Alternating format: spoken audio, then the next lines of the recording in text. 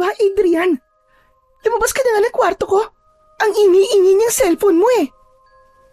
Ayoko nga. Malamig kasi dito sa kwarto mo, Ate Abby. Patambay muna ako rito kahit isang oras lang. Buti ka pa nga may aircon ng kwarto mo eh. Sa akin wala. Hindi ba sabi ko sa'yo ay matutulog na ako? Nananadya ka ba talaga? Lumabas ka na sabi. Hindi ako makatulog ng dahil sa'yo eh. Hapon na hapon natutulog ka. Kaya ka nasasabihan ni Papa ng tamad eh. Ano ba pakialam mo? Ikaw nga, tamad kang maligo eh. Hindi ko na sinagot ang sinabing yun ng mas nakatatanda kong kapatid na si Abby. Mas lalo pa siyang naasar nang dumapa ako sa kama niya at nagpatuloy ako ng paglalaro ko sa aking cellphone. Naka-full ang volume nun, kaya naman umaalingaw-ngaw talaga ang malakas na tunog ng cellphone ko sa buong kwarto ni Ate Abby. Dalawa lang kaming magkapatid ni ate. 10 taon pa lang ako, habang siya naman ay 17 taong gulang na. Dahil masyadong magkalayo ang edad namin, ay palagi kaming magkaaway. Ewan ko ba, pero paborito ko kasing asarin ang kapatid ko dahil mas mabilis siyang mapikon.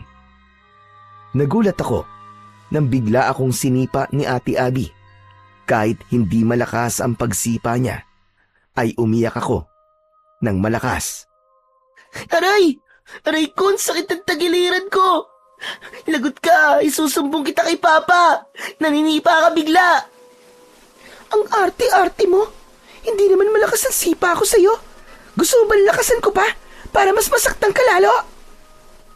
Papa, si Ate Abby oh! Sinipa ako! Hindi nagtagal ay bumukas ang pinto ng kwarto ni Ate Abby at pumasok ang tatay namin na si Dexter na galit na galit.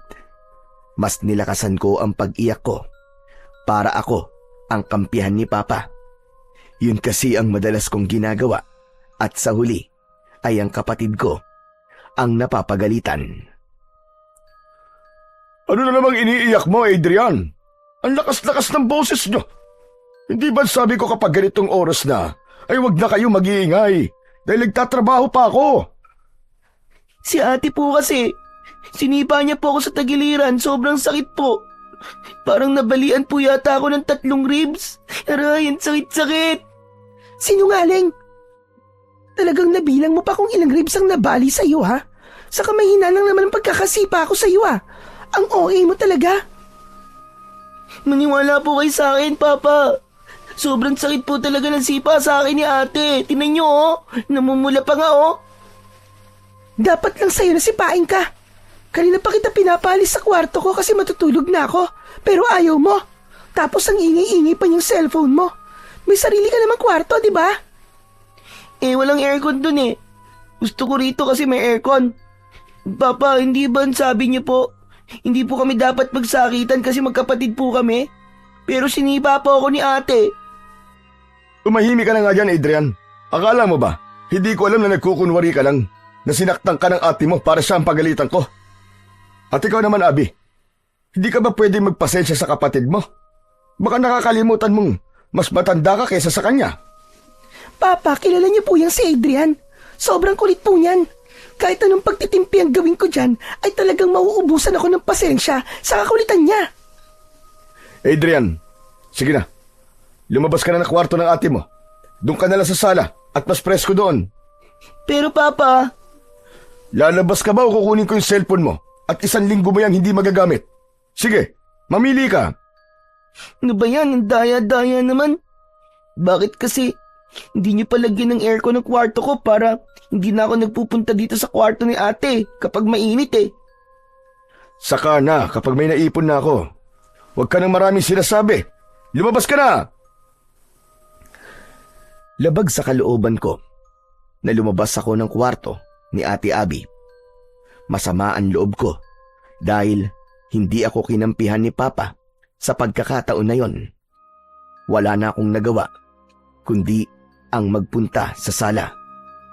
Humiga ako sa malambot na sofa at itinuon ko na lang ang aking atensyon sa paglalaro ng games sa aking cellphone. Si Papa na lang ang kasama namin ni Abby sa bahay namin. Ang mama kasi namin ay 2 taon nang patay dahil sa kanser. Simula noon, si Papa na ang naging nanay at tatay namin ni ate. Nagtatrabaho si Papa bilang isang arkitek. Gumagawa siya ng plano para sa mga bahay at buildings. Maayos naman ang buhay namin. Naibibigay ni Papa ang pangangailangan namin, pero hindi niya kami pinalaki ni Ate Abby na spoiled. Ang totoo nga niyan, kaya madalas kong asarin ang kapatid ko, lalo na kapag nasa bahay si Papa, ay upang mapansin ako ni Papa. Sa sobrang busy niya kasi sa trabaho, ay wala na siyang oras sa amin ng ate ko. Yun lang kasi ang paraan ko para pansinin ako ng papa namin. Kinagabihan, matapos magluto ni Papa ng hapunan, ay tinawag na niya kami ni Ate Abby. Seryoso si Papa sa paghahain ng pagkain nang umupo ako. Pinanood ko si Papa sa kanyang ginagawa. Papa, bakit hindi pa po kayo kumuha ng kasambay para meron na pong gumagawa ng mga gawaing bahay dito? Sa kayong pagluluto po, para hindi na po kayo napapagod. Oo nga naman, Papa. Para after ng work mo, makakapagpahinga ka na. Wala ka nang iintindihan, di ba? Ay nako mga anak, dagdag gastos lang yan. Kailangan nating magtipid, lalo na't nasa college ka na, Abby. Saka kapag kumuha pa ako ng kasambay, mas lalo lang kayo magiging tamad. Hindi kayo matututo sa mga gawain dito sa bahay. Lalo ka na, Abby, dalaga ka na. Aba, kahit yata pagsasaing hindi ka pa marunong. Yan, buti nga sa'yo ate, napagalitan ka tuloy. Ikaw din, Adrian, manahimik ka. Kahit lalaki ka at bata ka pa, ay kailangan mo ring matuto sa mga gawaing bahay. Ako nga, nung nasa ganyang edad ako, aba, marunong na akong magluto ah. Ako rin ang nag-aalaga ng mga kapatid ko kasi ako ang panganay. Kayo rin ang mahihirapan pagdating ng araw kapag hindi kayo natuto ng mga dapat niyong matutunan. Tandaan niyo mga anak, hindi habang buhay ay magkakasama tayong 3. Kaya habang maaga pa, kailangan matuto na kayo. Wala nang nagsalita pa sa amin ni Ate Abby. Alam kasi namin na kapag marami nang sinasabi si Papa at sumagot pa kami, ay hahaba na naman ang usapan. Maya-maya pa ay umupo na si Papa at nagdasal muna bago kami kumain. Habang kumakain ay biglang nagsalita si Ate Abby. Papa, magpapaalam po pala ako sa inyo. Birthday po kasi ni Cheska next week. Sa Palawan po kasi siya magsi-celebrate Kasama po ang iba pa naming friends. Puro babae naman po kami. Gusto ko po sanang sumama. Nako, pasensya ka na pero sabihin mo kay Cheska na hindi ka makakasama. Ano po? Bakit naman po? Kung hindi niyo po ako bibigyan ng pera, may ipon naman po ako Yun na lang po ang gagamitin ko, Papa. Narinig mo naman ako, di ba? Hindi pwede. May pupuntahan kayo ni Adrian. Saan po kami pupunta ni ate, Papa? Sa Lola Melda nyo. Sa probinsya, kung saan lumaki ang nanay nyo. Ano ba yan? Ayoko, Papa. Hindi po kami close ni Lola Melde. Tapos pupunta pa kami ron. Kaya nga para makilala niyo siya. Doon kayo ng buong bakasyon. Susunduin ko na lang kayo kapag pasukan niyo na sa school. Yes, okay lang sa akin, Papa. Gusto ko pong makilala si Lola Melda. Noong buhay pa po kasi si Mama, palagi niya pong kinikwento na napakabait daw po ni Lola. Sigurado po akong matutuwa si Lola kapag nakita po niya kami ni ate. Kung gusto mo, ikaw na lang ang pumunta ron, Adrian. Pabida ka. Papa, kahit wag mo na lang akong payagan na sumama sa Palawan. Basta, wag mo na lang akong papuntahin kay Lola Melda. Kahit dito na lang po ako sa bahay ng buong bakasyon. Hindi pwedeng masunod ang gusto mo sa pagkakataong ito, Abby. Naisip ko na kailangan magsama kayo ng kapatid mo sa ibang lugar at baka sakaling doon kayo magkasundo. Kay Lola Melda nyo, simple ang buhay. Walang TV, walang internet, at walang kuryente. Sigurado ko na mapipilitan kayo magbanding ni Adrian. Hindi na ako natutuwa na halos araw-araw kayo nagbabangayan. Dadalawa na nga lang kayong magkapatid tapos palagi pa kayo nag-aaway. Aba, mga anak, hindi magandang tignan yun. Eh di si Adrian na lang po ang ipadala nyo kay Lola Melda. Total, siya lang naman po may gustong pumunta ron eh.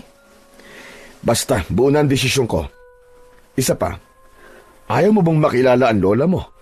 Nanay siya ng mama nyo, kaya dapat ay maging malapit kayo sa kanya. Bukas ay ihahatid ko na kayo ron, kaya mag-empake na kayo pagkatapos nyo kumain.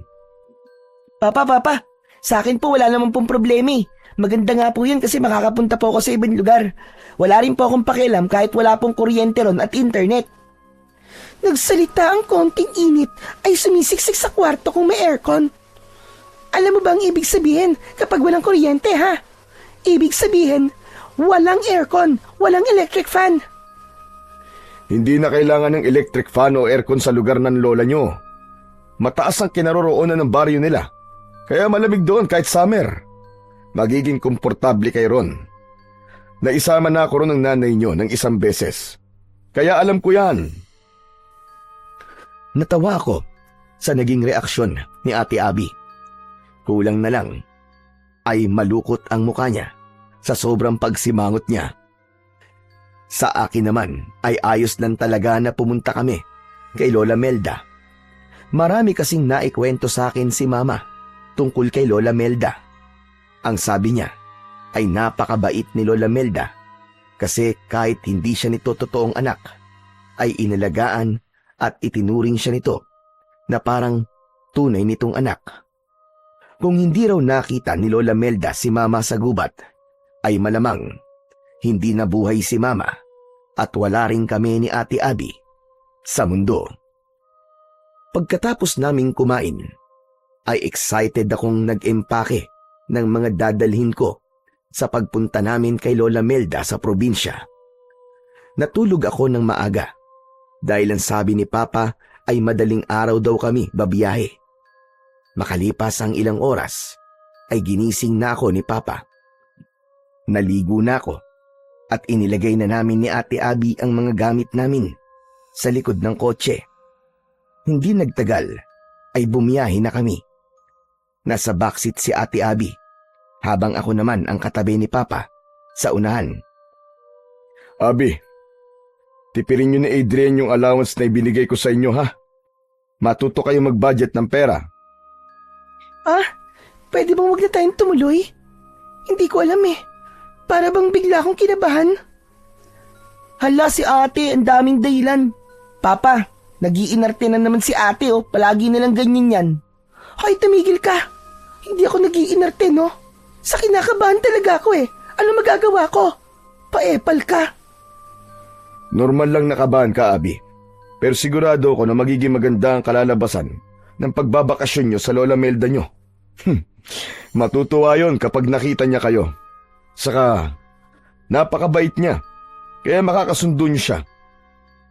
Kapag nakilala niyo ang lola niyo, masasabi niyo na totoo pala talaga lahat ng kinikwento ng mama niyo tungkol sa kanya. Excited na po akong makilala si Lola Melda, Papa. Sus, sip-sip. Kunwari excited, kahit hindi naman. Ay nako, makatulog na nga lang. Inaantok pa ako. Huwag ka magulo ha. Papa, ano po palang mga pwede pong gawin dun sa baryo ni Lola Melda? Meron ba rong magagandang pasyalan? Aba, meron. May talon doon na nasa loob ng gubat. Tapos napakalamig daw ng tubig. Magpasama kayo kay Lola Melda nyo pagdating nyo roon ng ate mo. Papa, hindi po ba pwedeng sumama rin po kayo ron sa amin? Hindi pwede anak may trabaho pa ako na kailangan tapusin. Saka, mas okay na hindi nyo ako kasama para matuto kayo magtulungan ng ate mo. Gaano po kami katagal dun, Papa? Siguro 1 buwan lang. Basta susunduin ko na lang kayo. Oh, baka inaantok ka pala ha. Pwede ka matulog muna at mahaba pang biyahe natin. Sige po, Papa. Iidlip na lang po muna ako. Umayos ako ng pagkakasandal at pumikit na ako. Hindi nagtagal ay nakatulog na ako habang si Papa naman ay patuloy lamang sa pagdadrive. Hindi ko alam kung gaano na ako katagal na tulog nang gisingin ako ni Papa. Aniya ay kakain daw muna kami. Bumaba kami at pumasok sa isang fast food restaurant. Pagkatapos naming kumain, ay bumiyahe na ulit kami. Habang umaandar ang kotse, ay nakatingin ako sa dinadaanan namin. Paunti ng paunti ang mga building na nakikita ko. Pagsapit ng hapon, ay puro kabahayan na ang nakikita ko sa labas. Hanggang sa pataas na ng pataas ang aming dinadaanan. Papalubog na rin ang araw ng oras na yon. Papa, malapit na po ba tayo? Oo, malapit na. Siguro mga kalahating oras na lang. Ang sakit na po ng katawan ko. Pwede bang bumalik na lang po tayo sa bayan? Maghanap na lang po tayo din ng hotel na matutulugan. Bukas na lang po tayo pumunta sa bahay ni Lola Melda. Hindi pwede. Kailangan ko rin makabalik sa Maynila bukas ng umaga eh. May importanteng meeting kami. Kaya pagkatid ko sa inyo sa lola nyo, aalis na rin ako kaagad. Makalipas nga ang kalahating oras, ay pumasok na ang sasakyan namin sa isang liblib na baryo. Napakadilim at tahimik doon. Hanggang sa ihinto na ni Papa ang sasakyan sa tapat ng isang kubo. Oh mga anak, nandito na tayo. Yang kubo na nasa tapat natin ay ang bahay ng Lola Melda nyo. Hindi na ako bababa ah. At baka kapag nakita ko ng lola nyo mapakwento pa ako Kailangan kong bumiyahe kagad pabalik. Papa, sasama na lang ako sa inyo pabalik, please. Ano ba naman, Abby? Napag-usapan na natin yan, di ba? Isipin mo na lang na para sa inyo to ni Adrian. Para magkasundo kayong dalawang magkapatid. Basta, huwag kayong magpapasaway sa lola nyo ha. Matanda na siya, kaya huwag niyo siyang bibigyan ng sakit ng ulo. Tumulong kayo sa mga gawaing bahay. O sige na, bumaba na kayo. Mag-iingat kayong dalawa ha. Oo nga pala. May isang box ng grocery sa likod. Dalhin nyo na rin yun para may pagkain kayo. Wala nang nagawa si Ate Abby, kundi ang bumaba ng kotse. Sumunod ako sa kanya at kinuha na namin ang mga gamit namin sa likod ng sasakyan. Pati na ang box na sinasabi ni Papa. Pagkatapos magpaalam ni Papa sa amin, ay umandar na paalis ang kotse. Hindi muna kami umalis sa aming kinatatayuan dahil sinundan namin ng tingin ang papalayong sasakyan. Buisit ka! Kasalanan mo to Kung di mo lang sana ako palaging inaasar, hindi tayo dadali ni Papa rito. Tignan mo, walang signal ang phone ko rito. Diyos ko, ano ba yan? Ang dami namin plano ng mga friends ko ngayong summer vacation. Tignan mo nga, walang mall dito. Paano ako mag-i-enjoy sa lugar na to? Huwag mo nga ako sinisisi dyan, ate. Saka huwag ka nang maarte. Kala mo naman, maganda ka. Ewan ko sa'yo, diyan ka na nga. Kailangan ko nang pumasok sa bahay ni Lola Melda dahil sobrang daming lamok dito sa labas. Naunang maglakad si Ate Abby papunta sa kubo. Sumunod ako sa kanya habang hila ko ang aking maleta. Ako ang kumatok sa pinto. Hindi nagtagal ay bumukas yun at isang matandang babae na may dalang lampara ang bumungad sa amin. Medyo maliit siya at may payat na pangangatawan. Puro puti na ang buhok niya na umaabot sa bewang niya. Alam ko na si Lola Melda yun dahil nakita ko na ang picture niya na nasa aming bahay. Sino kayo? At ano kailangan nyo sa akin? Lola Melda, ako po si Adrian at siya naman po si Ate Abby. Anak po kami ni Dexter at Maricel. Ano ka ba? Si Maricel? Kayo na nga ba yan? Ang aking mga apo? Opo, Lola Melda. Kami na nga po ito. Aba, ang lalaki nyo na. Huli ko kayong nakita ay ilang taon lang ang nakakaraan. Bata pa ang ate mo doon at ikaw naman ay sanggol pa. Lola Melda, pwede po bang sa loob na po tayo magkwentuhan? Pinapapak na po kasi ng mga lamok ang binti ko eh. Ay, pasensya na. O sige, pasok kayo. Pagpasensyahan nyo na at maliit lamang ang bahay ko.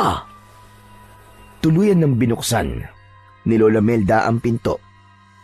Pumasok na kami ni Ate Abby. Iniligay namin sa isang sulok ang aming mga dala at naupo kami sa nag-iisang papag na naroon. Nang ipatong ni Lola Melda ang lampara sa ibabaw ng lamesa, ay humila siya ng upuan at naupo siya sa harapan namin ng kapatid ko. Kumusta kayo? Nakatutuwa na ba at dinalaw niyo ako rito? Ang papa niyo, nasaan siya? Hinatid lang po niya kami rito, Lola. Umalis din po siya kagad. Kailangan po kasi niyang makabalik kagad sa Maynila bukas ng umaga kasi may trabaho pa po siya. Ay, gano'n pa. Abay, sayang naman. Sana ay nagpakita siya sa akin kahit sandali lang. Huwag po kayong mag-alala kasi kapag sinundo po kami rito ni Papa ay magkakausap din po kayo. Alam niyo ba, ang totoo ay nag-iipon ako ng pera para pamasahe ko papunta sa Maynila. Gusto ko sana kayong dalawin. Nang namatay kasi ang nanay niyo, ay hindi ako nakapunta dahil may sakit ako noon. Bukod sa gusto ko kayong makita, ay gusto ko rin sanang dalawin ang puntod ng nanay ninyo. Eh di sumama na lang po kayo pagbalik po namin sa Maynila, Lola, para hindi na po kayo magbayad ng pamasahe, di po ba? Kailan ba kayo susunduin ng papa ninyo? Ang sabi po kasi ni Papa baka 1 buwan daw po kami rito para daw po makilala ka namin ni ate. Nawala ang ngiti ni Lola Melda. Biglang naging seryoso ang mukha niya hanggang para na siyang natatakot. Isang buwan? Aba, 1 buwan kayong mananatili rito. Opo, Lola. Ito po kasing si Adrian. Palagi po akong inaaway at inaasar. Napuno na po si Papa sa pag-aaway namin. At ang naisip niya pong solusyon para magkasundo po kami ni Adrian ay dalhin po kami rito. Para raw makapag-banding kami ni Adrian. As if makikipag-banding ako dyan, no? Mas gugustuhin ko pa nakausapin ng mga ibon at manok dito kesa dyan sa kapatid ko. Hindi rin naman kita gustong kausapin, ate. Parehas lang tayo ng nararamdaman. Talaga? Sandali lang. Huwag kayo mag-away. At isa pa, hindi kayo maaaring magtagal dito. Kailangan ninyong umalis kagad. Ang akala ko naman ilang araw lang kayo rito. Hindi ko alam na 1 buwan kayong mananatili dito sa aking bahay. Teka, may telepono ba kayo? Baka pwede niyong tawagan ng inyong tatay at sabihin na sunduin na kayo kagad ngayon. Hala, bakit Lola? Ayaw niyo po ba kaming makasama ng matagal? Hindi naman sa ganun na po. Ang totoo niyan ay gustong-gusto kayong makasama na matagal. Pero hindi sa lugar na ito. Hindi kayo maaaring magtagal dito. Abi, ilabas mo na ang inyong telepono at tawagan mo kagad ang tatay mo. Lola, simula po nang dumating kami rito ay wala na pong signal ang cellphone ko. Ano ka ba? Signal? Signal po. Kailangan po ng signal para makatawag po ako kay Papa. Kaya hindi ko po siya matatawagan. Tumayo si Lola Melda at naglakad-lakad siya na para siyang hindi mapaanak na pusa.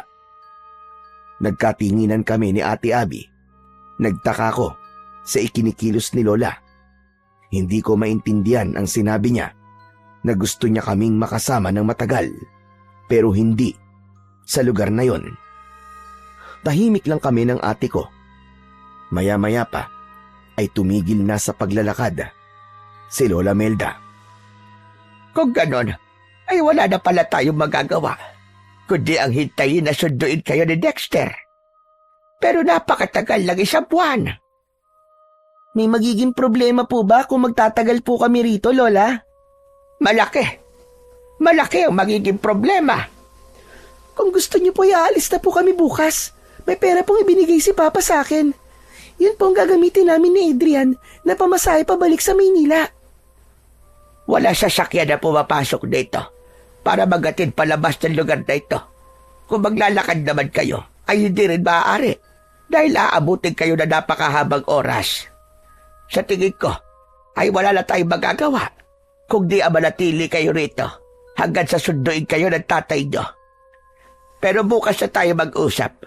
Alam kong pagod kayo sa inyong naging biyahe. Diyan na kayo matulog sa papag. Ako naman ay dito na lamang sa mahabang upuan. Medyo inaantok na nga po ako. Pero ayos lang po ba kayo dyan sa upuan, Lola? Oo naman. Maliit naman ako kaya kasya ako dyan. Sige na, matulog na kayo magkapatid. Nang patayin na ni Lola Melda ang sindi ng lampara, ay nahiga na ako. Mabuti na lang at kasya sa papag ang 2 tao, kaya kahit paano ay hindi kami siksikan ni Ate Abby. Makalipas ang mahigit 1 oras, ay gising pa rin ako. Hindi dahil sa hindi ako sanay matulog sa papag, kundi dahil namamahay ako.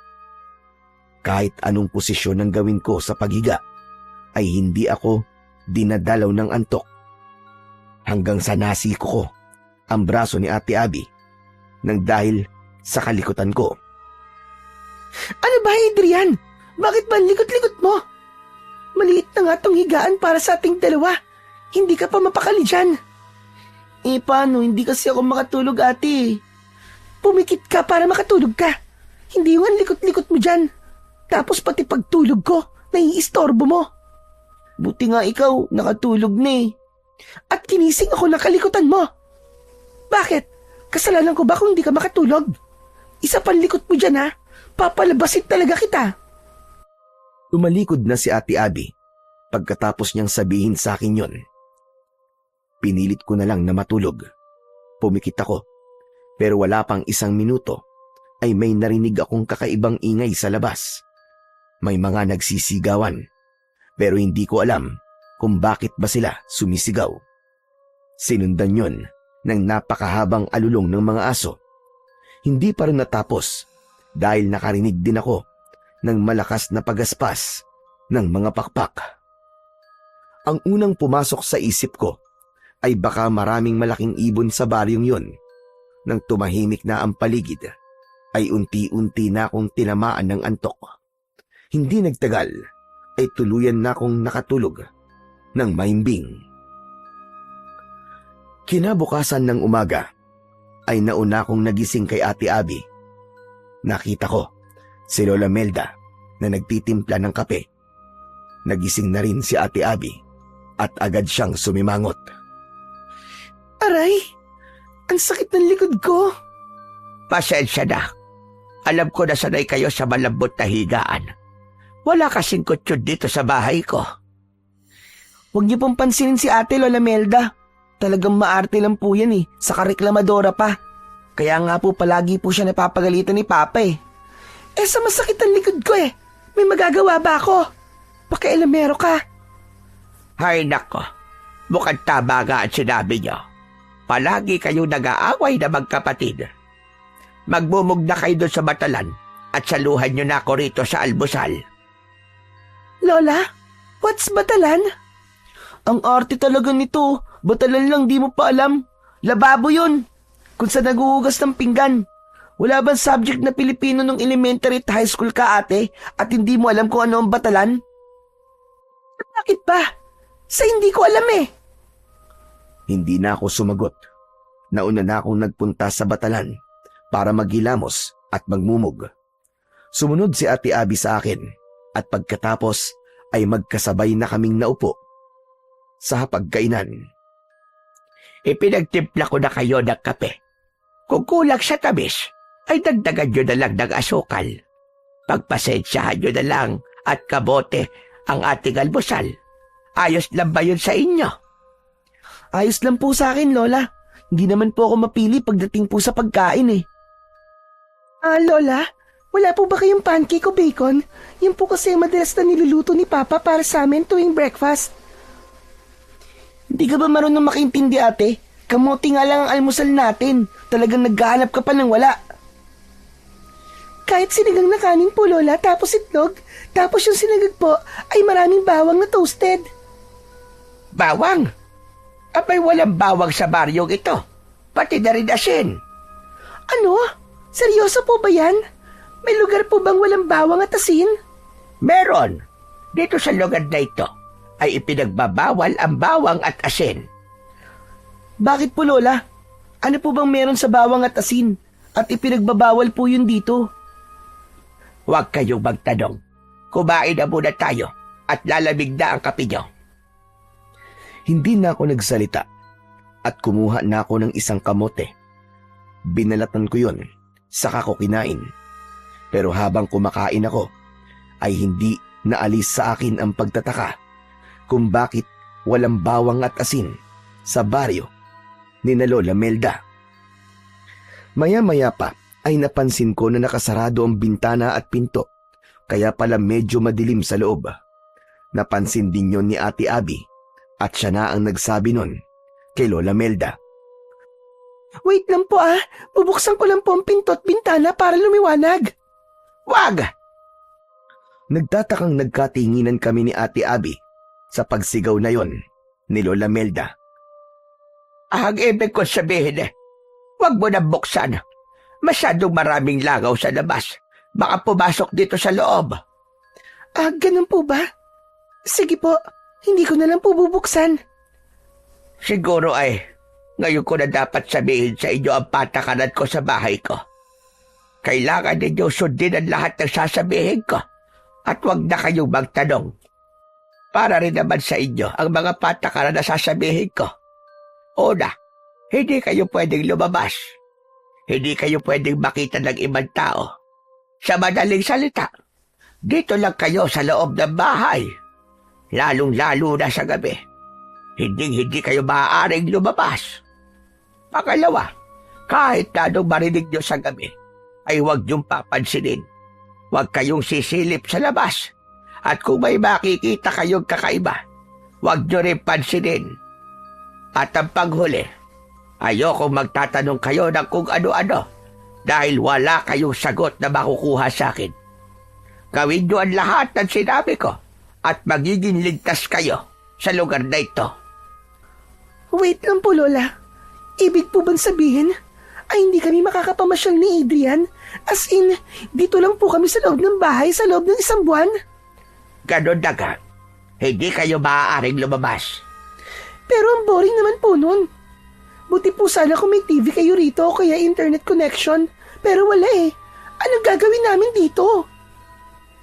Hindi ba sabi ko ay huwag na kayong magtanong. Sundin nyo na lang ang sinabi ko dahil para rin yun sa inyong kapakanan. Pero bakit po? May hindi ba magandang nangyayari sa lugar na to at bawal kaming lumabas at makita ng ibang tao?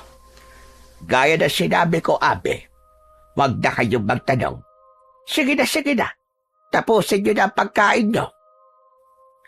Hindi na kami nagsalita pa ni Ate Abby. Nang magkatinginan kami, ay alam ko na iisa ang nasa isip namin.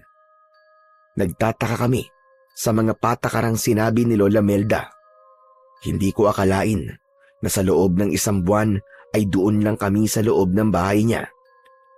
Para sa akin ay hindi ganoong bakasyon ang iniisip ko. Ang buong akala ko pa naman ay makakagala kami sa lugar na yon. Pero base sa mga sinabi ni Lola ay mukhang hindi yon mangyayari. Pagkatapos naming mag-almusal ay nagpaalam sa amin si Lola Melda. Aniya ay magtutungo siya sa taniman nito ng gulay upang kumuha ng kakainin namin mamayang pananghalian. Isinarado niya ang pinto pagkaalis niya. Humiga ako sa papag habang naglalaro ng isang offline games sa aking cellphone. Si Ate Abby naman ay hindi mapakali at panay ang lakad niya. Hindi ko magets kung bakit bawal tayong lumabas. Anong gagawin natin dito sa loob ng bahay ni Lola? Wala namang mapaglibangan dito. Wala ring internet. Paano ko malalaman ang ginagawa ng mga friends ko? Siguro merong mamamatay tao dito na gumagala, no? Kaya hindi tayo pwedeng lumabas. Ewan ko. Sabi ko na nga hindi na dapat ako pumunta rito. Kung alam ko lang na ganito ang sitwasyon dito, hindi na sana ako sumunod kay Papa. Nagmatigas na lang sana ako. Huwag ka na magalit dyan, ate. May cellphone ka naman, di ba? Gamitin mo na yan para malibang ka. At paano naman ako malilibang sa cellphone ko, Aber, kung walang internet connection? Saka sige, gamitin mo yung cellphone mo para malobat ka agad yan. Sa tingin mo ba, makakapag-charge ka kapag nalobat yan? Ipapaalala ko lang sa'yo na walang kuryente rito. Agad akong huminto sa paglalaro nang mapagtanto ko yun. Kinabahan ako dahil kalahati na ang nabawas sa battery percentage ng cellphone ko. Hindi ako sigurado kung ilang araw na lang ang itatagal ng battery ng cellphone ko kapag palagi ko yung ginagamit. Naku, oo nga no. Pero hayaan mo, ate. Kakausapin ko si Lola Melda. Sasabihin ko sa kanya na baka pwede tayong lumabas kahit sa likod lang tayo ng bahay niya. Hindi naman siguro tayo makikita ron ng mga tao, di ba?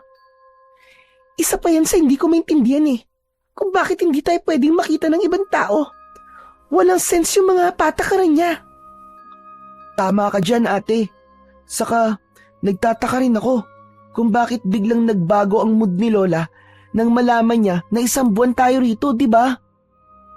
Kasalanan mo to Dapat kasi, hindi ka pumayag na sabihin ni Papa na dadalhin niya tayo rito.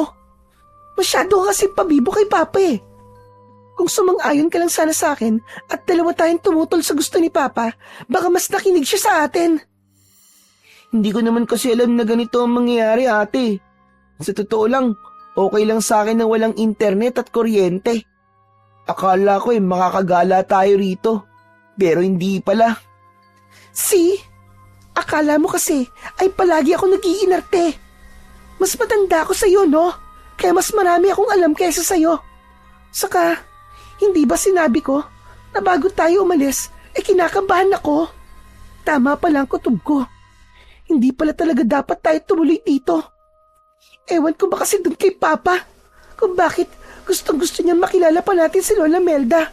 Nabuhay naman tayo nang hindi natin siya nakikilala, di ba? Oh, tignan mo ang nangyari ngayon sa atin. Stranded tayo rito.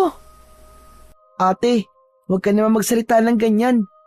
Nanay ni Mama si Lola Melda, kaya walang masama kung makikilala at makakasama natin siya, di ba?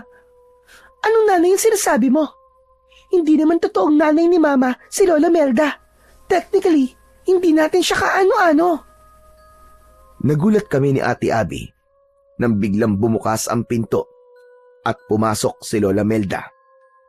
Namutla si Abby dahil seryoso ang muka ni Lola habang bitbit niya ang isang basket na may nakalagay na mga gulay. Lola, nandiyan na po pala kayo. Ang bilis niyo naman po. Akala ko po mamaya pa po kayo babalik. Malapit lang dito taniman ko ng mga gulay.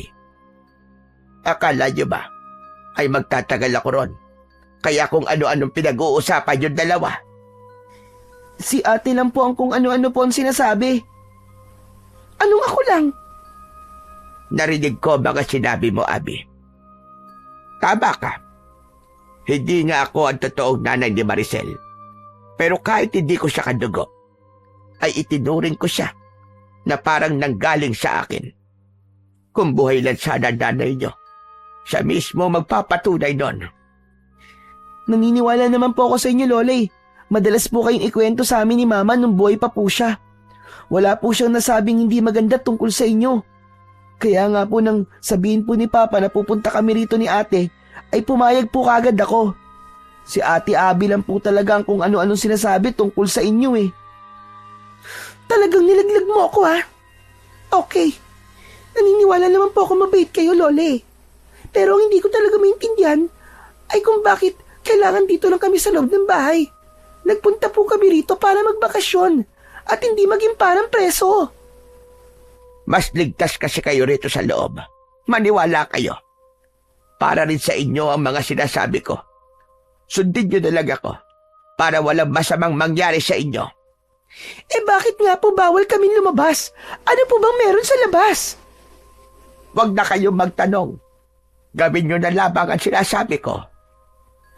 Mas maganda po kung maiintindihan namin ng kapatid ko kung bakit bawal kami lumabas. Kaya please naman, Lola, sabihin niyo na po sa amin ang dahilan. Mas mabuting hindi nyo na lamang malaman. Mamaya na tayo mag-usap. At lilinisin ko pa ang mga gulay na kinuha ko. Diretsyong naglakad si Lola Melda sa batalan habang nagkatinginan kami ni Ate Abby. Napailing na lang ang kapatid ko habang ako naman ay nag-isip ng maaaring dahilan kung bakit hindi kami pinapalabas ni Lola ng bahay niya. Sa unang 2 araw namin sa bahay ni Lola Melda, ay palagi kaming nasa loob ng bahay. Hindi namin tinangkang suwayin ang utos ni Lola Melda dahil baka magalit siya sa amin ni Ate Abby. Pero isang hapon, nang kami lang ni Ate Abby ang nasa bahay, ay napansin kong inip na talaga si ate. Panay ang lakad niya at hindi naaalis ang pagsimangot sa kanyang muka. Hanggang sa nainis na nagsalita si Ate Abby. Ay, ano ba yan? Naiinip na ako.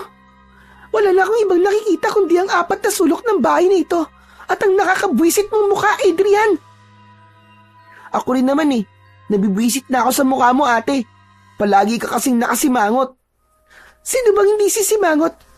Kung para tayong preso na nakakulong dito. Hindi ko na kaya. Lalabas na talaga ako. Kailangan ko maglakad-lakad. Kailangan ko makasagap ng sariwang hangin. Hindi ka pwedeng lumabas, ate. Baka mamaya mapagalitan ka ni Lola. Wala akong pakialam. Saka saglit lang naman ako eh. Babalik agad ako bago pa bumalik si Lola Melda. Hindi ba naroon siya sa taniman niya ng gulay?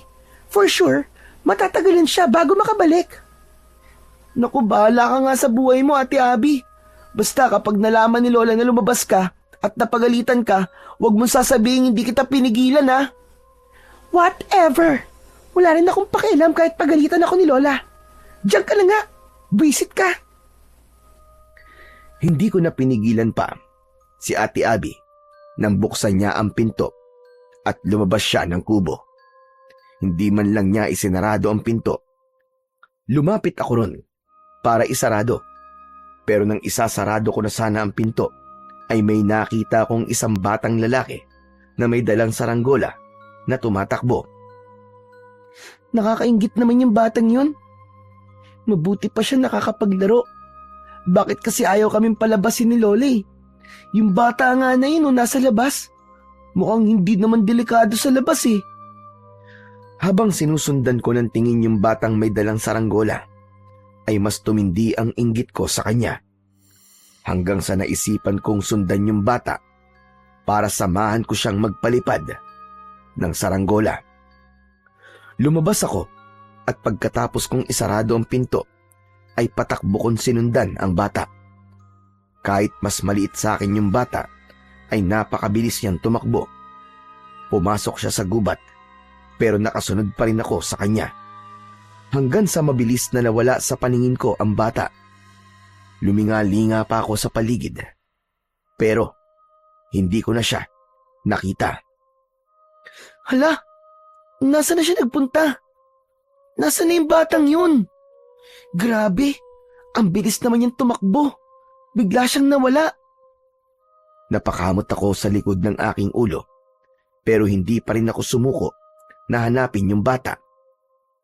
Hindi pa kasi ako nakapagpapalipad ng saranggola at gusto ko yung subukan. Nagpatuloy ako sa paglalakad hanggang sa may narinig akong kaluskos sa kung saan. Sinundan ko ang tunog at nagulat ako sa aking nakita.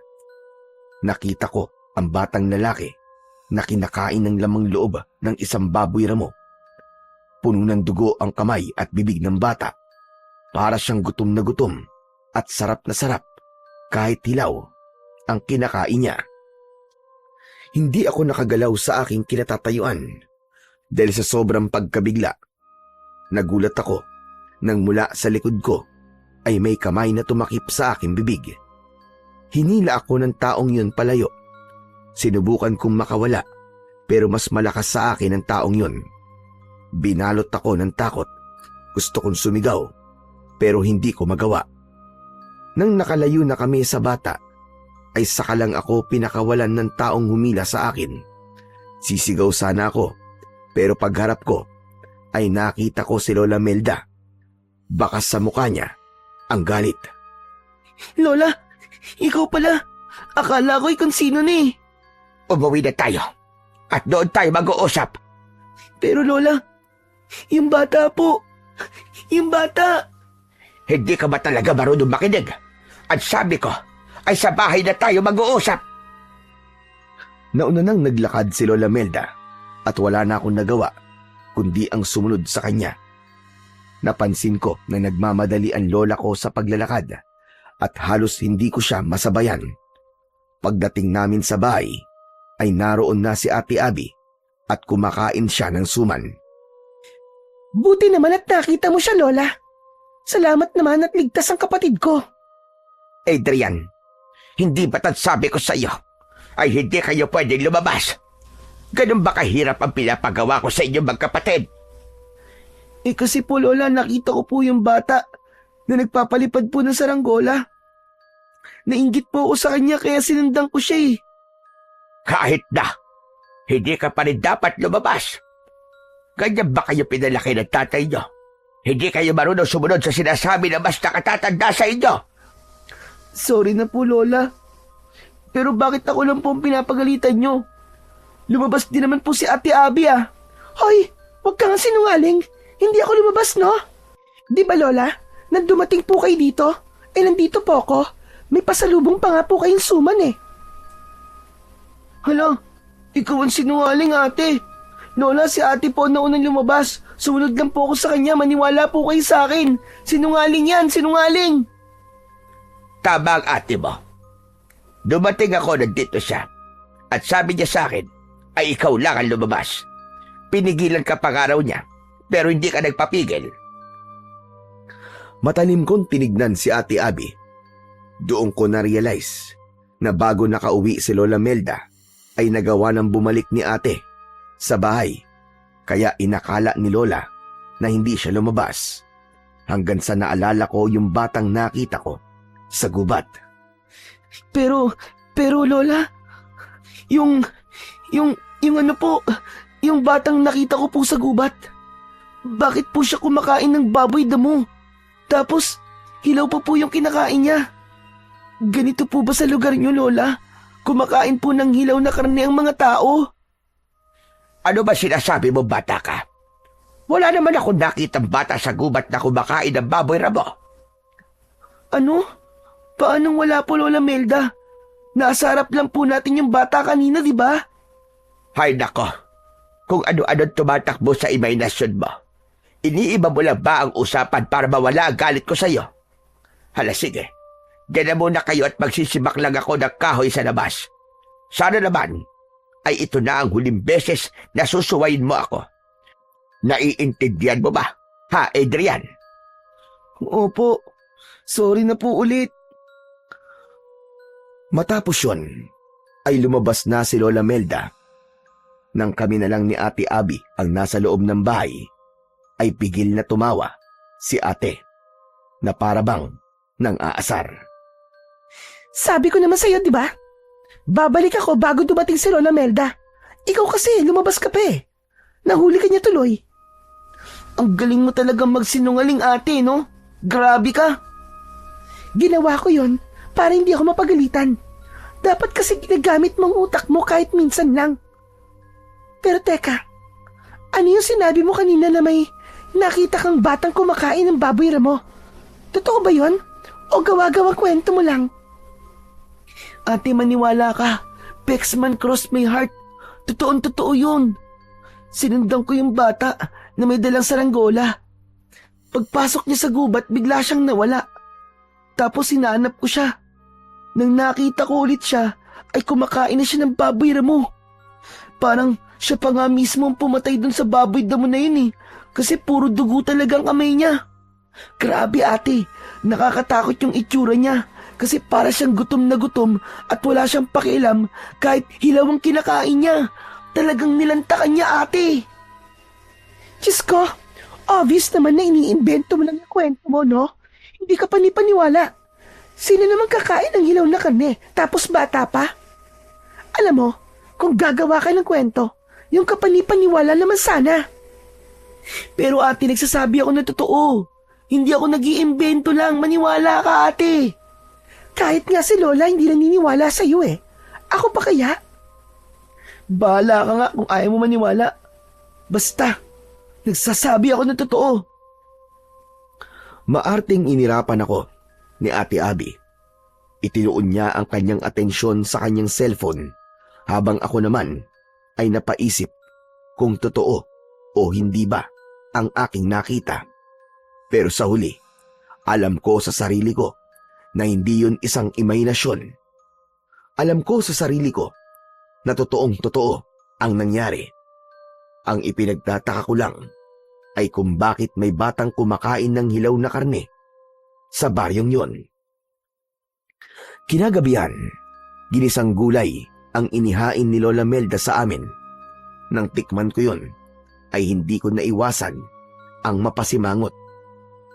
Bakit naman parang hindi mo nagustuhan ang niluto ko, Adrian? Talagang may pagsimangot ka pa dyan. Kasi po, wala pong lasa yung niluto nyo eh.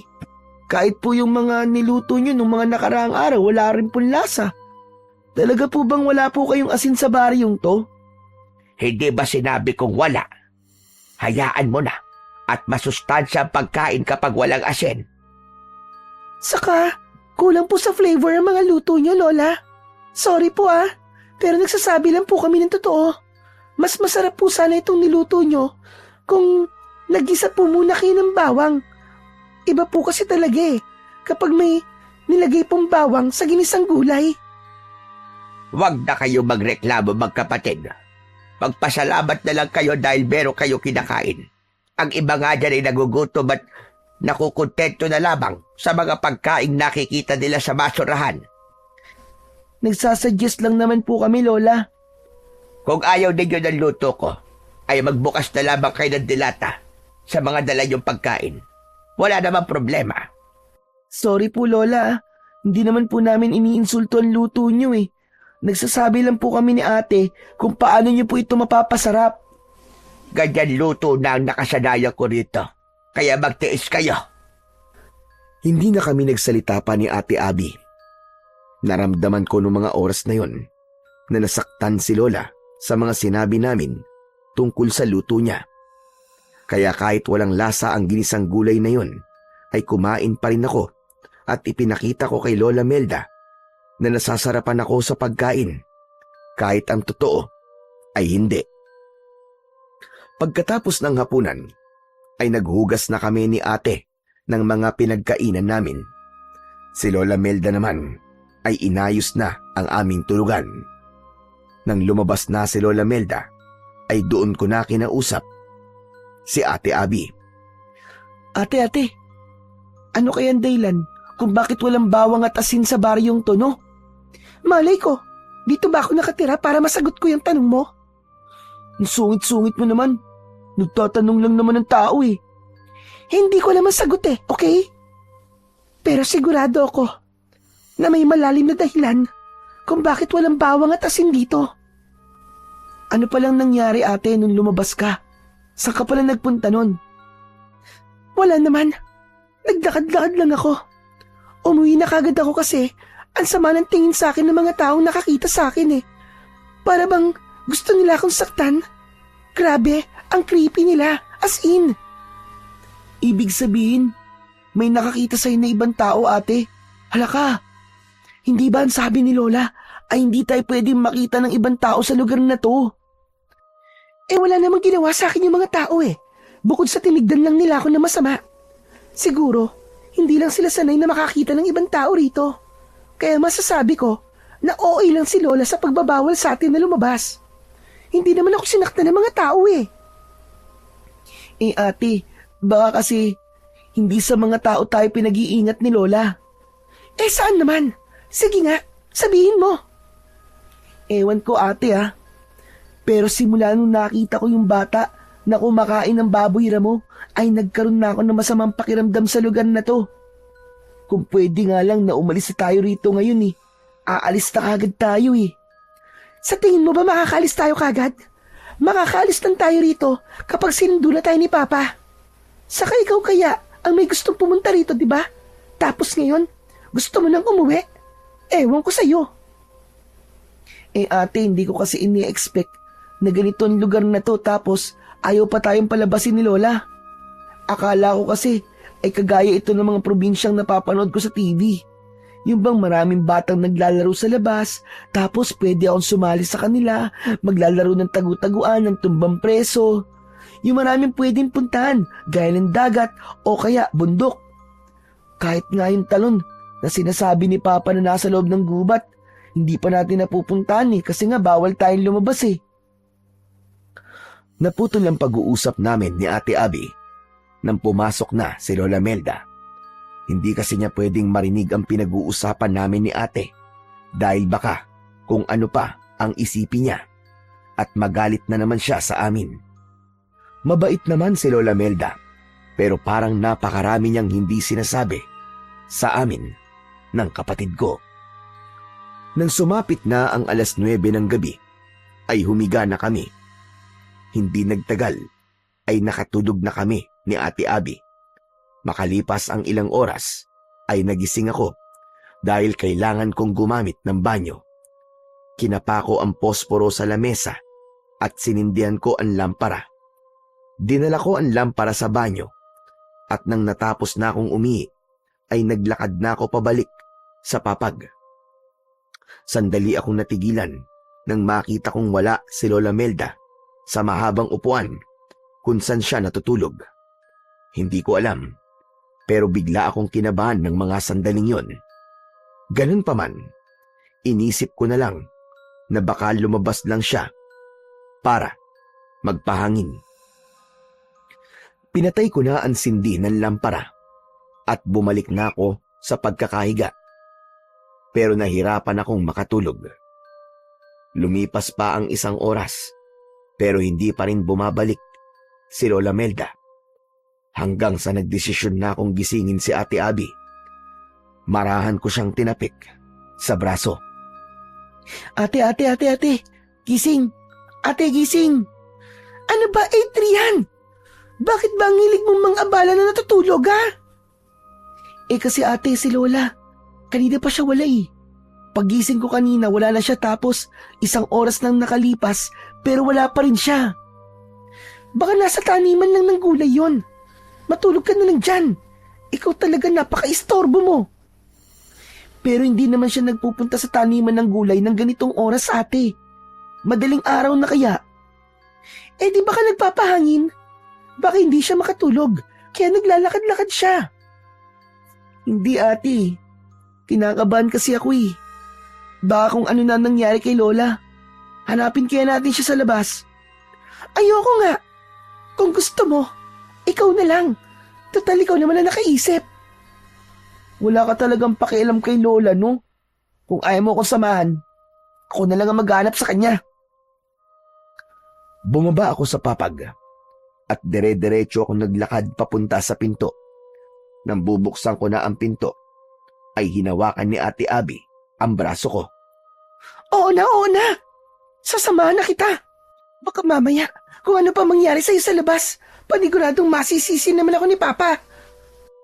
Natuwa ako dahil sinamahan ako ni Ate Abby sa paglabas ng bahay. Napakalamig ng hangin at sobrang tahimik ng paligid. Sinabi ng ate ko na baka nasa likod ng bahay si Lola, kaya naglakad kami papunta roon. Habang papalapit kami sa likod ng bahay, ay nakarinig kami ng malakas at mabilis na paghingal. Natatakot na nagkatinginan kami ni Ate Abby. Sumenya siya sa akin na wag akong maingay. Naging maingat ang aming pagakbang habang nakasandal kami sa dingding ng kubo. Pagsilip namin ay nakita namin sa likod ng kubo ang isang nilalang na nakatalikod sa amin. Nakaluhod siya at para siyang may kinakain na kung ano. Dahil madilim ay hindi namin masabi kung si Lola Melda ba yun. Ang sigurado lang kami ay isa yung matandang babae na may magulong buhok na kulay puti. Lola? Lola Melda? Ikaw ba yan? Mabilis na lumingon ang nilalang. Sabay kaming napasigaw ni Ate Abby nang makita namin ang nakakatakot na itsura ng nilalang. Puno ng dugo ang bibig at kamay nito.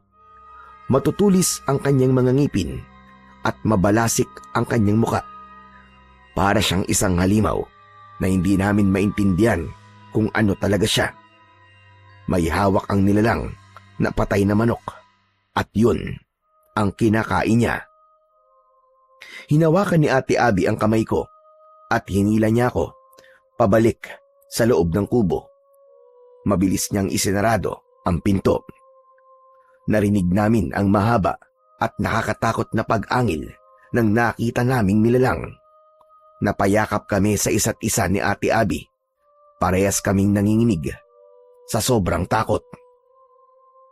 Ate, ano yun? Ano yung nilalang na yun? Hindi ko alam. Para siyang halimaw na demonyo na ewan. Malay ko! Naku ate, baka pumasok siya rito. Anong gagawin natin? Baka kainin din tayo ng gaya nung sa manok. Sabi ko naman kasi sa'yo may mga taong kumakain dito ng hilaw na karni. Pero, parang hindi tao yung nakita natin. May tao bang ganun ang mukha? Ate, natatakot ako. Baka makapasok siya rito. Baka kainin tayo nun. Biglang bumitaw si Ate Abby sa akin sa pagkakayakap. Hindi. Hindi ako papayag na saktan niya tayo kung papasok siya rito. Kailangan nating lumaban sa kanya. Gawin natin ang lahat. Ano? Paano natin lalabanan yun, Ate Abby? Hindi ba nakita ang mga ngipin at kuko niya? Ang tutulis, parang mga kutsilyo. Nagmamadaling nagpunta si Ate Abby sa kusina. Kumuha siya ng 2 patalim at ibinigay niya sa akin ang isa. Ate, anong gagawin natin sa kutsilyong to? Siguro magluluto tayo. Ipagluluto natin yung halimaw kapag nakapasok siya rito. Ewan ko sa'yo. Siyempre, para hindi niya tayo kainin, lalabanan natin siya. Gagamitin natin ang kutsilyo na to para ipagtanggol ang sarili natin.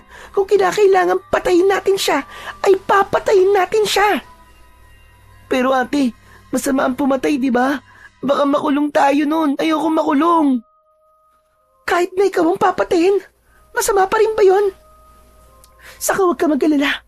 Kung mapapatay man natin ang halimaw na yun, ay hindi tayo makukulong. Dahil ipagtatanggol lang natin ang ating sarili. Self-defense ang tawag doon. Kaya lakasan mo ang loob mo, Adrian. Kailangan mong maging matapang. Naunang pumwesto si Ate Abby sa harapan ng pinto.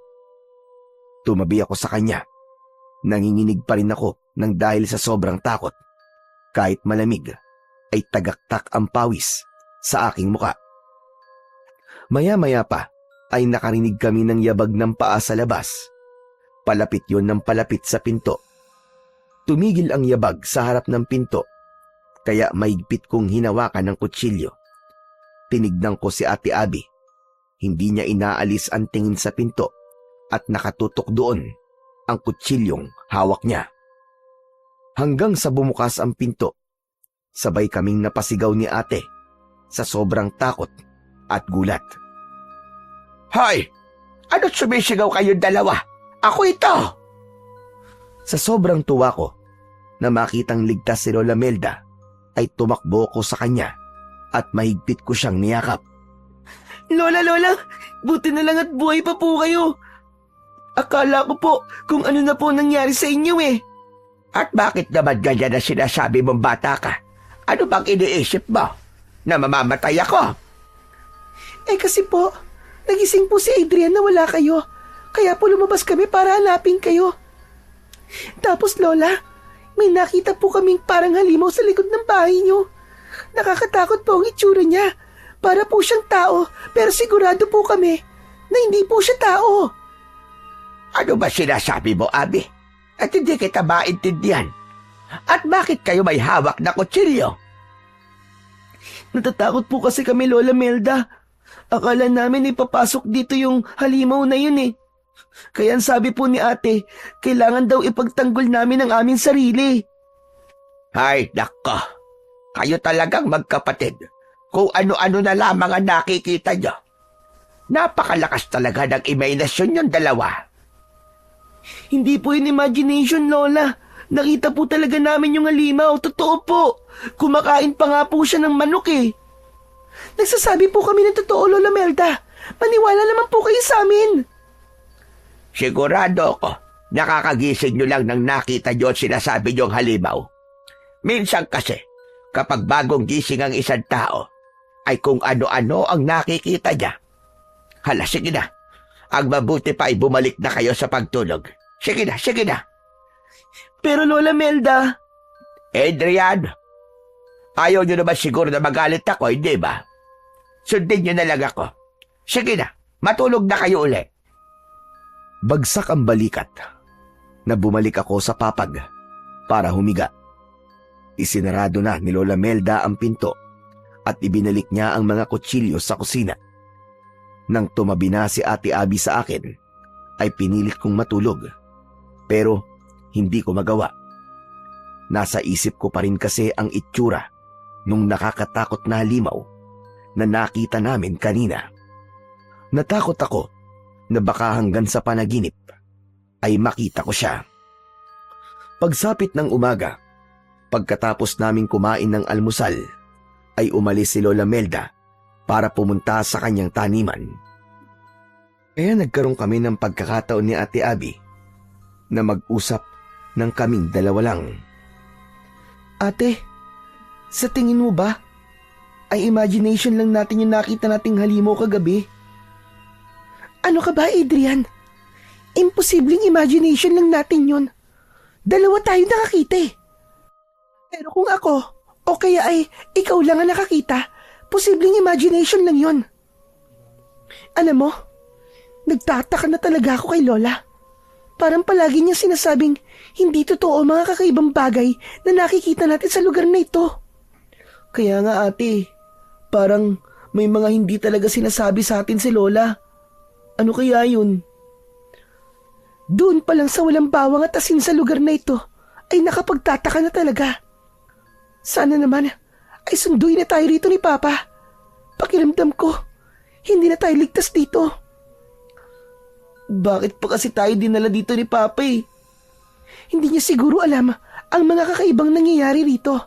Kasi kung alam niya lang malamang, hindi niya tayo dadalhin dito. Matapos namin mag-usap ni Ate Abby, ay nagpaalam siya sa akin na maliligo siya. Ako naman ay kinuha ko ang aking cellphone na malapit ng malobat. Ilang araw na kasi kami roon at dahil sa walang kuryente ay hindi kami makapag-charge ng mga gadget namin. Habang naglalaro ako ng games sa cellphone, ay lumabas na si Ate Abby sa banyo. Sakto na may kumatok sa pinto. Ang akala ko ay si Lola Melda na yon, kaya nagmamadali kong binuksan ang pinto. Pero nagulat ako nang isang matandang lalaki ang nasa labas. Agad siyang ngumiti ng napakalaki. Kahit nakangiti siya, ay may takot akong naramdaman sa kanya. Matangkad ang matandang yon, at kahit may edad, ay masasabi ko na matikas pa rin ang tindig niya. Lumapit si Ate Abby sa akin at maging siya ay nagulat sa matandang lalaki. Mawalang galang na po. Sino po kayo? Ano pong kailangan nyo? Nandito ba si Melda? Kailangan kasi namin mag-usap. Wala po siya eh. Nandun po siya sa taniman niya ng mga gulay. Pwede niyo pong doon na lang puntahan si Lola. Lola, ibig sabihin apo kayo ni Melda. Opo. Apo niya kayo. Pero iba ang amoy ng dugo niyo. Sabihin niyo nga, hindi niyo kadugo si Melda, tama ba? Nakakaamoy po kayo ng dugo? Oo, lalo na sa mga taong kagaya niyo. Ang babata niyo pa. Ilang taon na kayo? 10 taon na po ako. Ito pong ate ko, 17 na po. Sariwan-sariwa. Hindi ko akalain na totoo ang sinabi sa akin ng isang bata na may mga bisitang tao si Melda. Mas lalong tumindi ang takot ko nang dahil sa paraan ng pagtingin ng matandang yun sa amin. Para siyang nakatingin sa isang napakasarap na pagkain. Bagyapan ng laki ang kanyang mga mata. Alam ko na parehas kami ng nararamdaman ni Ate Abby dahil iniharang niya ang sarili niya sa unahan ko na para bang pinoprotektahan niya ako. Hindi po ba sinabi ko nang wala po rito si Lola? Nandun po siya sa taniman ng gulay. Kung importante po ang dahilan kung bakit niyo po siya gustong makausap, puntahan niyo na lang po siya roon. Magsasalita pa sana ang matandang lalaki nang biglang dumating si Lola Melda. Malalaki ang mga akbang na lumapit siya sa amin at bahagya niyang itinulak ang matandang lalaki. Lumayan mo, mga apo ko, Alberto! Alam ko, nasa utak mo! Bakit naman hindi mo sinabi? Nabibisita ka mga tao. Mabuti na lang at may nakapagsabi sa akin. At sino namang makatigdila nagsabi sa iyo? Yung batang nakita ng apo mong lalaki sa gubat. Siyang nagsabi sa akin. Batang-bata pa mga apo mo, Melda. Bakit hindi mo sila ibahagi sa akin? Nakakasawa ng mga hayop sa gubat. Matagal-tagal na rin. Simula nung huling beses na... Tama na, Alberto. Hindi mo sila pwede galawin dahil sila ay aking mga apo. Nandito sila para makasama ko kaya wag mong gawing hindi maganda ang pananatili nila rito. Sige na, makakaalis ka na. Masyado kang madamot, Melda. Pakiramdam ko tuloy ay hindi ka nakabilang sa amin. Ikaw ang parang hindi kabilang sa amin dahil masyado kang hayok. Subukan mo lang na may gawing hindi maganda dahil ako makakalaban mo. Umalis ka na, Alberto, at huwag ka na babalik dito. Hindi ko may papangakong hindi na ako babalik, Melda. Hindi ko may papangako. Nakakatakot nang umisi ang matandang lalaki na tinawag ni Lola sa pangalang Alberto. Sinulyapan pa niya kami ni Ate Abby bago siya tuluyang naglakad palayo. Nang wala na si Alberto, ay pumasok na si Lola Melda at agad niyang isinarado ang pinto. Ramdam na ramdam ko ang labis na tensyon niya dahil habol niya ang kanyang paghinga. Bakit niyo pinagbuksan ng pinto si Alberto? Bakit? Naku, sorry po Lola. Akala ko po kasi kayo po yun eh. Kumatok lang po kasi siya at hindi po nagsalita.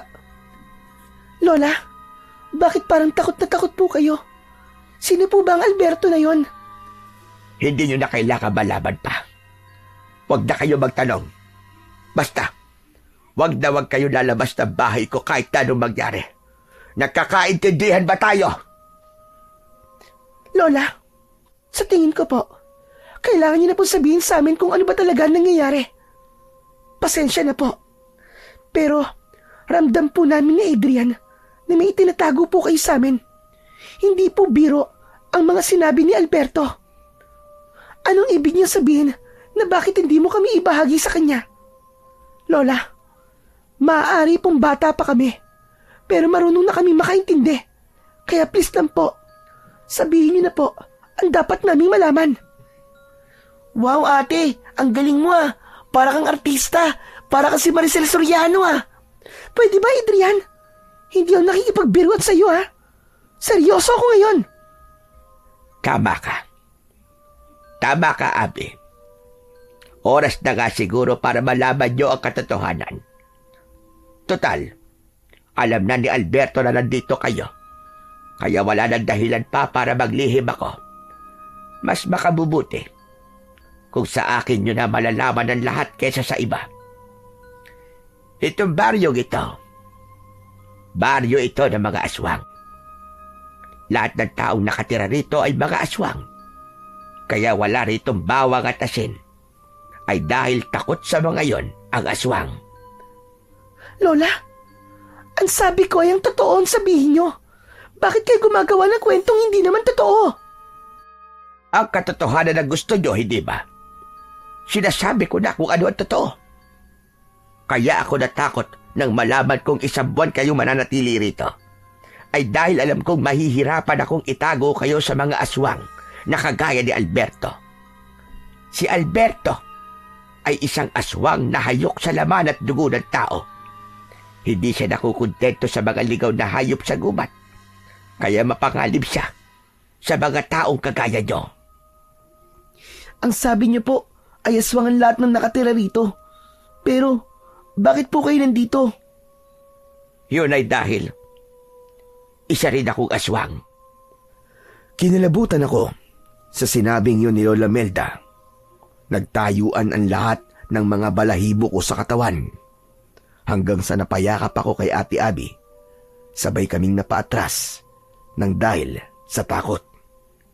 Kung totoo po mga aswang, at isa kayong aswang, Lola Melda, ang ibig sabihin po ay papatayin at kakainin mo kami. Hindi ko yan gagawin sa inyo. Dahil mga apo ko kayo. Mahal na mahal ko kayong dalawa. Bakit ako maniniwala sa inyo? Eh hindi mo naman kami kadugo. Hindi mo totoong anak si Mama. Sinagot ko na ang bagay na yan dati pa, Abi.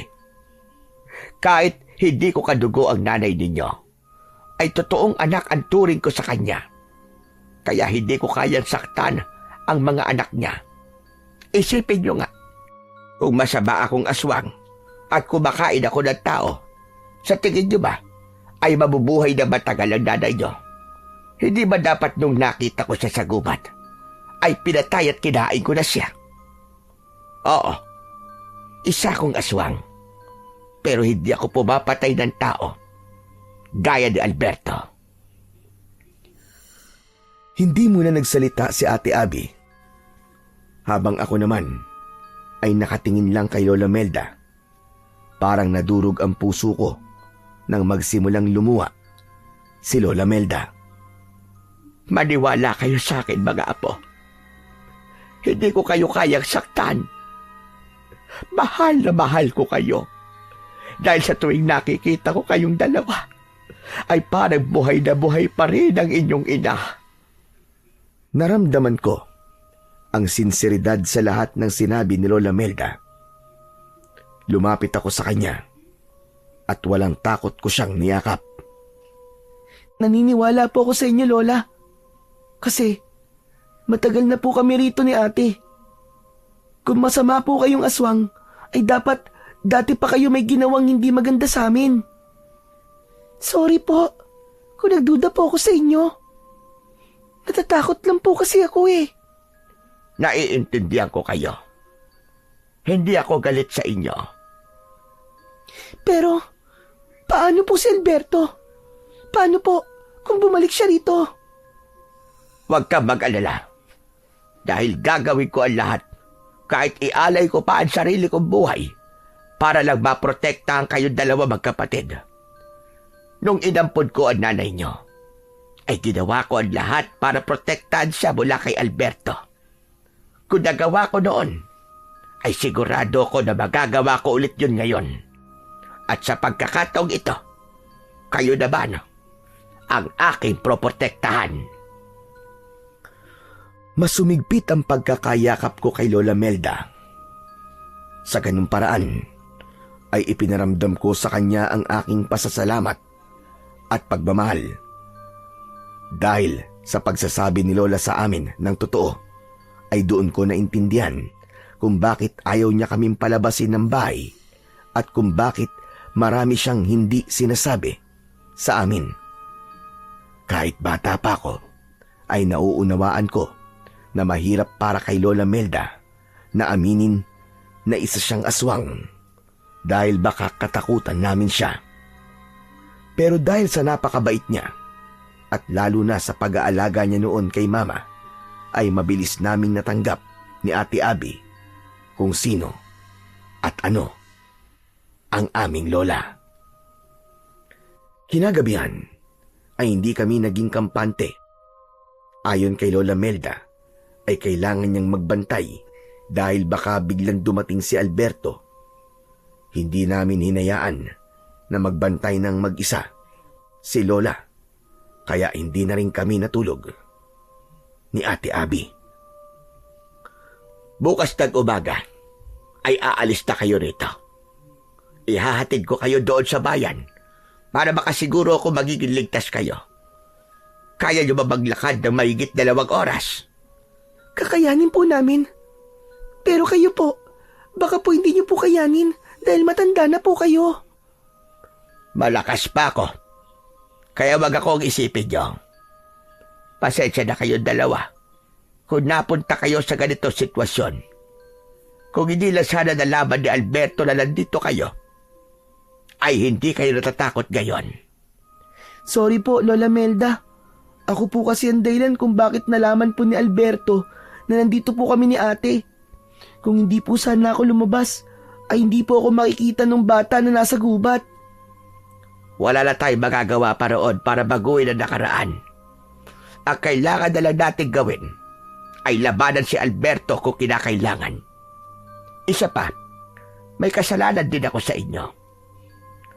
Kung noon pa lamang ay sinabi ko na sa inyo ang totoo, ay mas maiintindihan nyo kung bakit hindi ko kayo pinapayagan na lumabas. May tanong pala ako sa inyo. Hindi ba kayo natatakot sa akin ngayong alam nyo na ako'y isang aswang? Ako po, Lola Melda, hindi po. Kasi alam ko pong mabait kayo. Ang astig nga po kasi may lola kaming aswang pero hindi po pumapatay ng tao. To be honest, Lola, nung unay natakot po ako. Akala ko po kasi, ay, gaya kayo ng mga aswang na napapanood ko po sa TV. Akala ko po, kumakain po kayo ng tao. Mga apo, hindi lahat ng aswang ay masasama. Merong kagaya ko na kontento na sa pagkain lamang ng mga ligaw na hayop. Marami kami, pero mas marami pa rin ang masasamang kagaya ni Alberto. Ang mga kagaya niyang aswang ang perwisyo sa mga taong kagaya ninyo.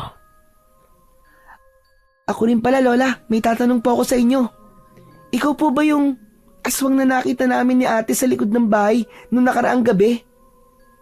Oo, ako nga iyon. Pasensya na kayo kung natakot kayo sa akin. Sa gitna ng pag-uusap namin, ay narinig namin ang boses ni Alberto sa labas. Napasiksik kami ni Ate Abby sa isang sulok dahil sa labis na takot. Melda! Melda! Ilabas mo ang mga apo mo! Ibigay mo sila sa akin! Nag-usap na tayo kanina. Hindi mo sila pwede saktan, Alberto. Hindi ko sila ibibigay sa'yo. Hindi mo naman sila kadugo. Kaya bakit ganyan ang pagmamalasakit mo sa kanila? Hindi ko na kaya ang uhaw at gutom na nararamdaman ko. Kailangan ko nang kumain ng tao ngayon! Huwag ang mga apo ko pagdiskatahan mo. Umalis ka na, Alberto. Dahil hindi ka magtatagumpay sa gusto mo mangyari. Biglang tumahimik sa labas. Nakiramdam ako, pero hindi ko na naramdaman ang presensya ni Alberto. Lola, umalis na po ba siya? Wala na po ba si Alberto? Hindi pa. Nararamdaman ko nasa labas pa rin siya, apo. Hindi talaga titigil ang hayop na yan. Hanggat hindi niya kayo nakukuha. Ano po ang gagawin natin, Lola Melda? Kinuha ni Lola Melda ang 2 kutsilyo sa kusina at ibinigay niya yun sa amin ni Ate Abby. Heto, gamitin niyo yan kung kinakailangan. Huwag kayong matakot at magdalawang isip. Nasaktan si Alberto. Dahil kung hindi niyo siya sasaktan, ay kayo at sasaktan niya. Pero huwag kayong mag-alala. Dahil nandito ako, mga apo. Poprotektahan ko kayo. Hindi ako papayag na may magyaring masama sa inyong magkapatid. Takot na takot akong hinawakan ng kutsilyo. Maya-maya pa ay nakarinig kami ng mga kaluskos sa labas na parabang may tumatakbo ng paikot sa kubo. Pinilit kong maging matapang dahil alam ko na walang magandang mangyayari kung patuloy lang akong matatakot. Nagulat kaming lahat nang biglang nagiba ang pinto. Napasigaw kami ni Ate Abby nang pumasok mula roon si Alberto na may nakakatakot na ngisi. Sa isang kisap mata ay nagbago ang kanyang anyo. Mula sa pagiging tao ay naging aswang siya. Nakakatakot ang itsura niya. Naglalaway siya na parabang isa siyang gutom na mabangis, na hayop. Ngunit mas lalo kaming nagulat ni ate nang si Lola naman ang naging aswang.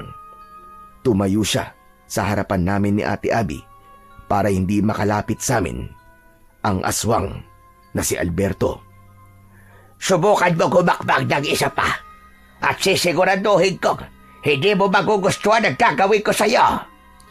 Parehas tayong aswang, kaya hindi na dapat umabot pa sa ganon. Tigilan mo na ang pagpoprotekta mo sa mga taong yan, lalo na't hindi mo naman sila kadugo. Kahit na hindi ko sila kadugo, ay mga apo ko pa rin sila. Alam mo kakayahan ko, Alberto. Kaya kung gusto mo pang sikatan ka ng araw bukas, ay umalis ka na.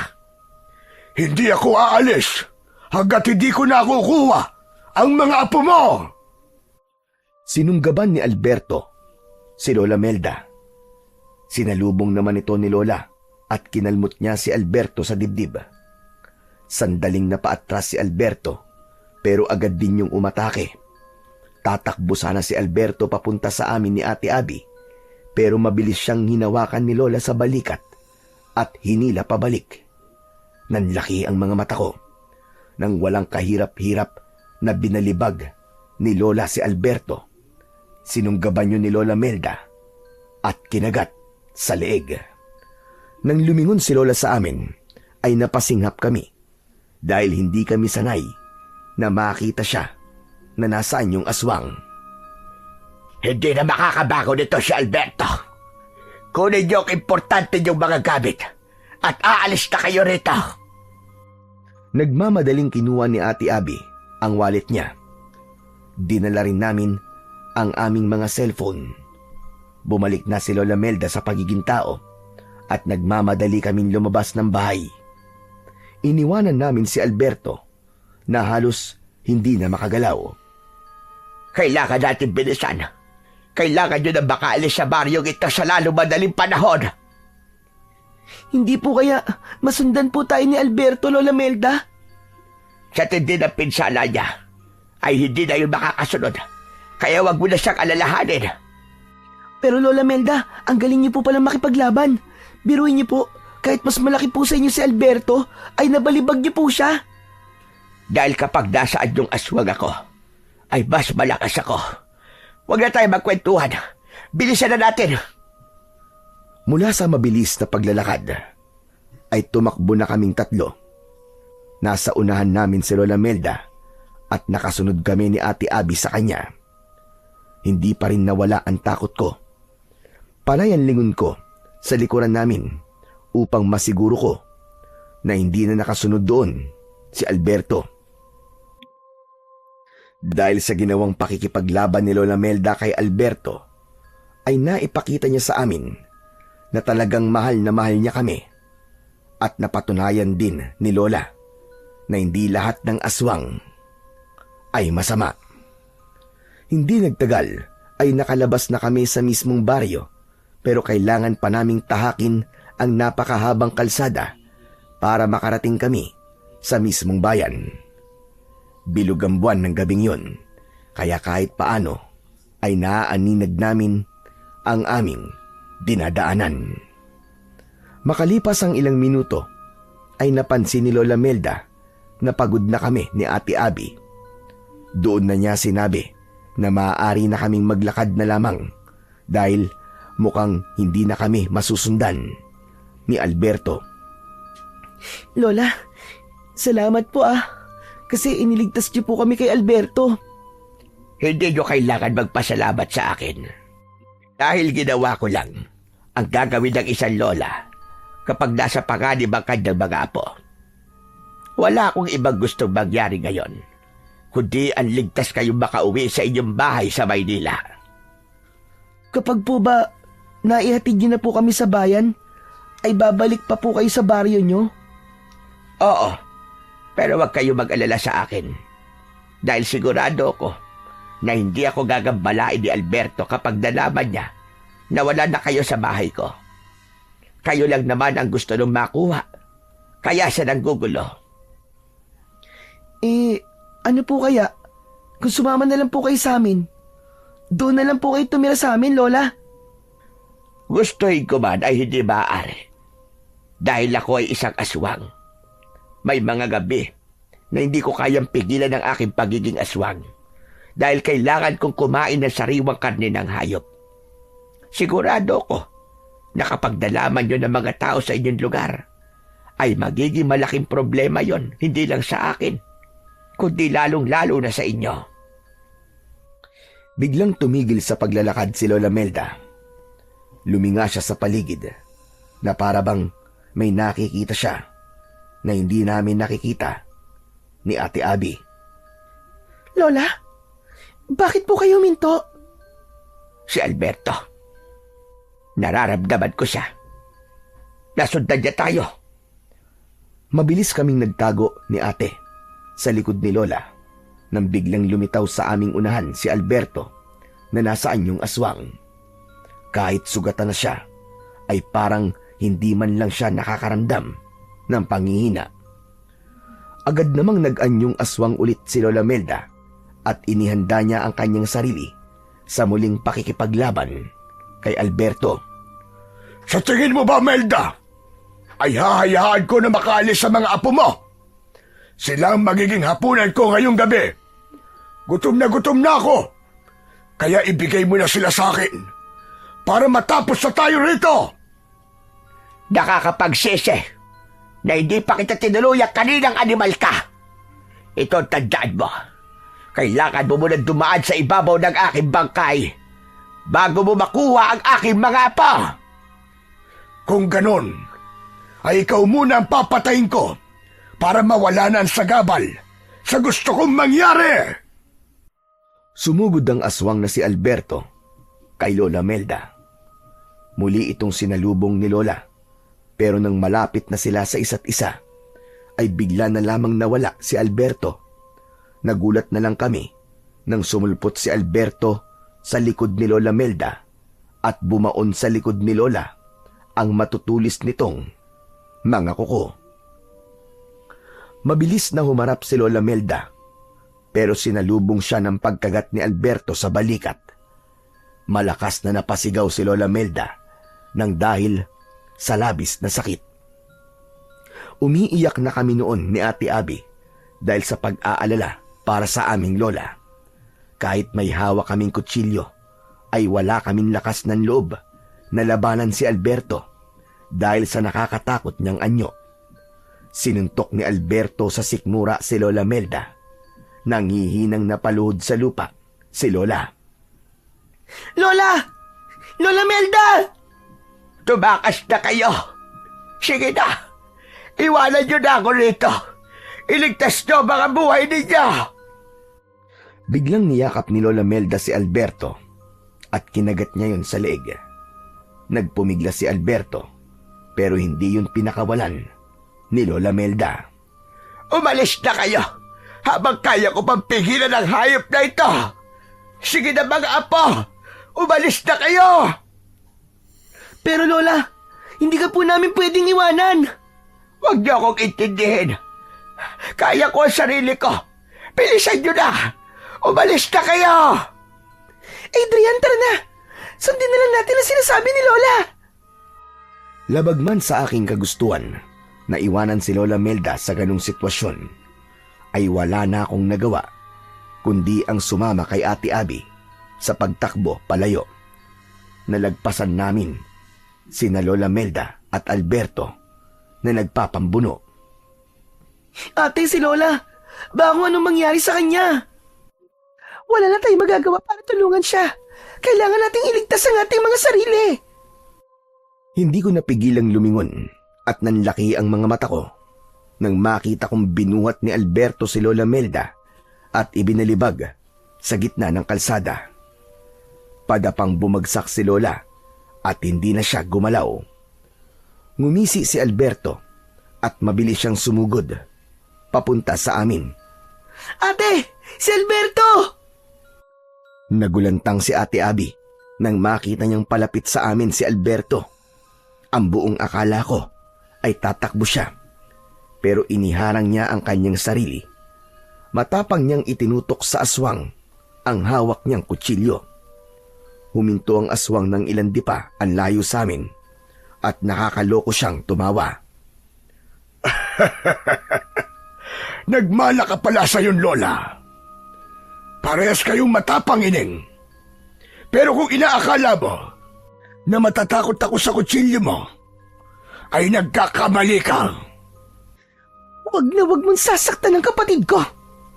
Huwag mo na subukan dahil hindi ka magtatagumpay. Kung gusto mo makakain ng tao, ay ako na lang ang kunin mo. Hayaan mo na lang na makaalis ang kapatid ko. Hindi ikaw ang magdidesisyon kung sino ang kakainin ko sa inyong dalawa. Gusto ko kayong gawing hapunan ngayong gabi, kaya walang makakaligtas ni isa sa inyo. Mas lalo akong naluha dahil sa mga sinabi ni Ate Abby. Hindi ko kasi inasahan na kaya niyang isakripisyo ang sarili niyang buhay kahit palagi ko siyang inaasar at inaaway. Maya-maya pa ay biglang sumugod si Alberto sa amin. Napasigaw ako. Hinila ko si Ate Abby palayo pero ayaw niyang umalis sa kanyang kinatatayuan. Desidido na talaga siyang harapin ang aswang na si Alberto. Inakala ko nakatapusan na namin ni Ate Abby pero bigla kaming nakarinig ng magkakasunod na busina ng sasakyan sa likuran namin. Paglingon namin ay nakita namin ang sasakyan ni Papa na paparating. Dahil sa walang tigil na pagbusina ni Papa ay nakuha ko kagad ang ibig niyang sabihin. Hinila ko si ate papunta sa tabi ng kalsada. Kitang-kita ko ang malakas na pagbangga ng kotse kay Alberto. Sa lakas ng pagkakabangga sa kanya ay lumipad siya at bumagsak sa tabi ng kalsada kung saan ang gilid ay bangin. Pero hindi pa rin namatay si Alberto. Tumayo pa rin siya at bakas ang labis na galit sa mukha niya. Muli namang pinaandar ni Papa ang kotse at binangga nito sa pangalawang pagkakataon si Alberto na naging dahilan para mahulog siya ng tuluyan sa malalim na bangin. Nang bumaba si Papa sa kotse ay masaya kaming lumapit ni ate sa kanya. Maigpit namin siyang niyakap. Papa! Buti na lang at dumating ka. Akala namin mamamatay na kami ni ate. Mabuti na lang at sinunod ko ang aking kutob. Mangyaring kahapon pa kasi ako kinakabahan. Kaya naisipan kong puntahan na kayo sa bahay ng lola nyo.